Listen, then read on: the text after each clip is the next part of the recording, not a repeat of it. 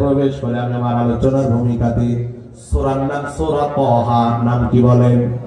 তাহা। সুন্দর সাউন্ড আছে, আর কিছু করবেন না। সূরার নাম সূরা তাহা, আয়াতে কারিমা 55। কত নম্বর আয়াত? 55। সবাই মিলে আমার সাথে। অনেকে মনে করেন এটা মাঠে দেওয়ার দোয়া না, এটা ওর দোয়া না, এটা কোরআনের আয়াত। কিসের আয়াত? কোরআনের আয়াত। সূরার নাম সূরা তাহা। কত নম্বর আয়াত? 55। সবাই আমার সাথে জবাব বলে পড়েন। আউযু বিল্লাহি নুঈদুকুম ওয়া মিনহা নুখরিজুকুম তারাতান উখরা। জোরে বলুন আল্লাহু আকবার। আমার আল্লাহ রাব্বুল আলামিন চমৎকার করে কোরআনের মধ্যে আল্লাহ পাক ডেকে বললেন, মিনহা খলাকনাকুম, তোমাদেরকে আমি আল্লাহ সৃষ্টি করেছি মাটি দিয়ে। জোরে বলেন কি দিয়ে? আরো জোরে কি দিয়ে? ও মানুষ, কিসের এত অহংকার করো? কিসের এত ক্ষমতা দেখাও? কিসের এত পাওয়ার দেখাও? তুমি কিসের এত অহংকার করো? কারণ তোমার সৃষ্টি তো মাটি, তুমি মাটি ছাড়া আর কিছু না। আমি আমার সৃষ্টি মাটি, আপনার সৃষ্টি মাটি। এই মাহফিলের দ্বিতীয় বক্তা যিনি ছিলেন, তাকেও সৃষ্টি করা হয়েছে মাটি দিয়ে। এমনকি যারা এখানে বসে আছে, এমনকি যারা অতিথি, সবাইরে মাটি দিয়ে সৃষ্টি করা হয়েছে।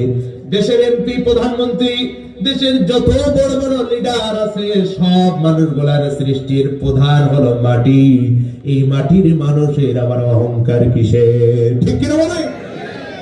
আজকে আমরা ক্ষমতা পাওয়ার কারণে, আজকে পাওয়ার পাওয়ার কারণে মাটির মানুষের অহংকার, মাটির মানুষের এত অহংকার করে, কিন্তু অহংকার পছন্দ আমার আল্লাহ করে। কারণ অহংকার গুণ কার? জোরে বলেন। এই অহংকার হলো আমার আল্লাহর গুণ। কেউ যদি অহংকার করে, আল্লাহ রাব্বুল আলামিন বলেন, সে যেন আমার চাদর নিয়ে, আমার ইজ্জত নিয়ে টানাটানি করলো। আর যে অহংকার করলো, আল্লাহ তার সাথে সাথে এই মুহূর্তের মধ্যে মাটির সাথে মিশিয়ে দেয়। ঠিক কিনা বলেন? প্রিয় ভাই আমার, মুরব্বী বাবাজিরা, এই পৃথিবীতে অহংকার করে কেউ টিকে থাকতে পারে নাই। কেউ ছিল না, এখনো নাই, আগামীতেও কেউ অহংকার করে টিকে থাকতে পারবে না। জোরে বলেন পারবে? আরো জোরে পারবে? ফেরাউন নিজে বলেছিল, তোমরা কার কাছে যাও, কোন আল্লাহর ইবাদত করো? আমি বড় আল্লাহ। জোরে বলেন নাউজুবিল্লাহ। আপনাদের কি মনে হয় সে আল্লাহ বেঁচে আছে? এটা অহংকারের কারণে বলেছিল।